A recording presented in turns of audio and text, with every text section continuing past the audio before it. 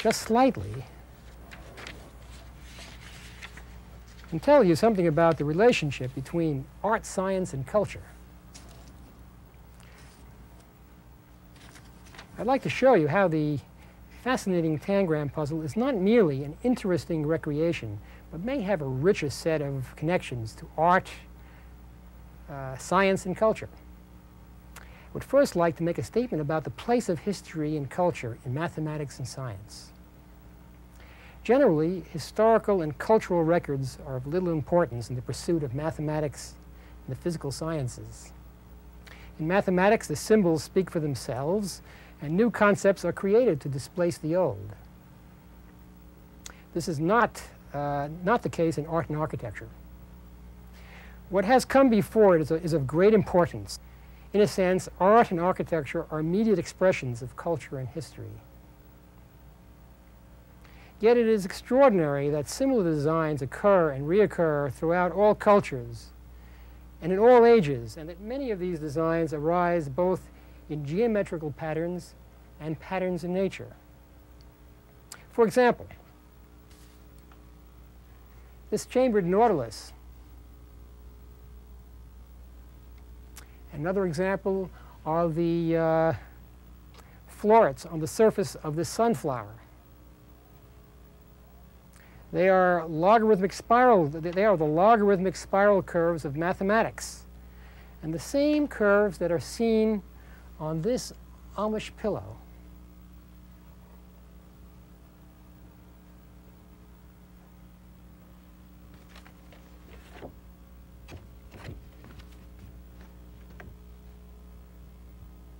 And this extraordinary star-shaped design.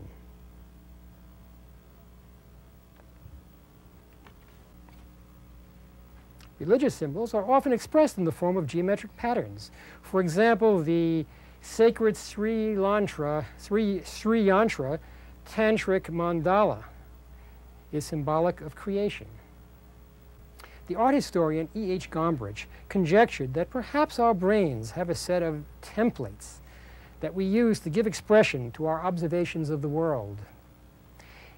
In these lectures, we shall see many examples of the ways in which designs arise in mathematically naive cultures, yet are rich in mathematical content, and can also be found in forms in nature. It is even possible that mathematicians and scientists could benefit from studying cultural antecedents. Let's now consider one such culture, the Amish of Pennsylvania. The Amish settled in Pennsylvania during the 18th and 19th centuries as refugees from religious persecution in Germany, and found a haven in Lancaster County.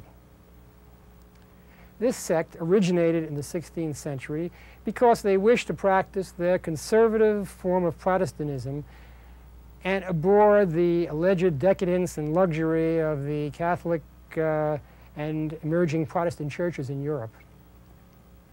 The Amish attempt to insulate themselves as much as possible from outside influences and live a plain existence in which they farm without electricity, drive horse-drawn carriages, and wear unostentatious clothing.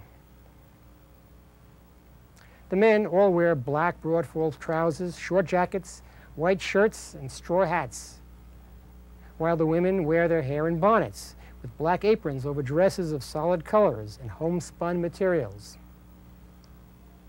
But underneath, hidden from view, are brightly colored petticoats, blouses, and shirts.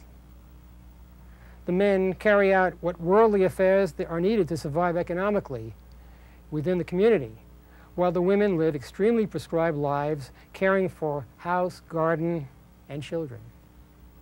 One of the few outlets for their originality and creativity is the practice of quilt making. The oldest known quilts date from about 1850.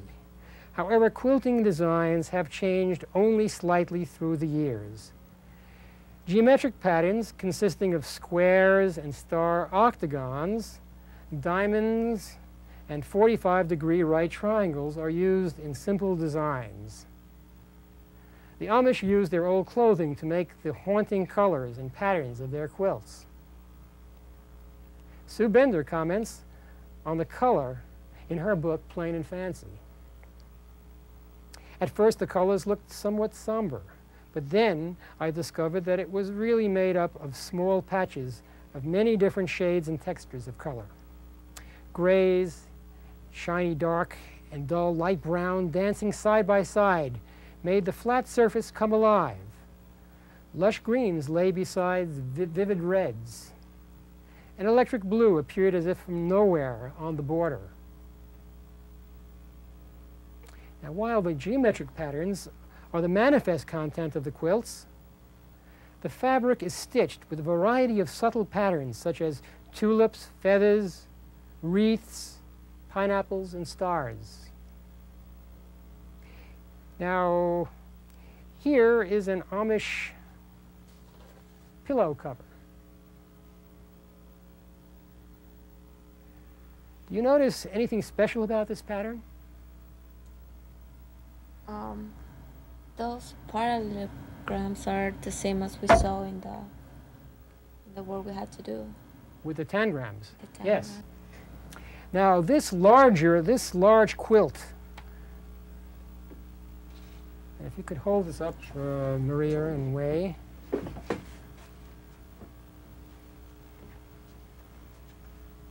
This large quilt sits over my mantelpiece at home. Its primary pattern is a star octagon made of the Tangram diamonds in rhythmically alternating colors so that it appears to be pulsating energy into the room. Thank you. Another pattern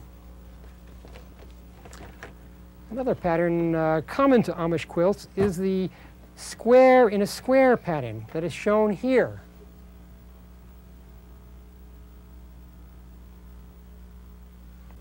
Finally, this Amish potholder has the basic Amish 9 square pattern. You can see it right here in the middle. We shall see all of these patterns return in the next 3 lessons in various contexts. Listen to Sue Bender again as she talks about the quilts. The relationship of the individual parts to the whole, the proportion, the way the inner and outer borders reacted with each other was a balancing act between tension and harmony. The quilts spoke to such a deep place inside me that I felt them reaching out, trying to tell me something. But my mind was thoroughly confused. How could pared down and daring go together? How could a quilt be calm and intense at the same time? Can an object do that? Can an object know something? I'd like to call your attention to some of the terms that I introduced in this lecture, because these same terms will come up in the lectures to succeed this one. First of all, we saw Tangram, the Tangram puzzle.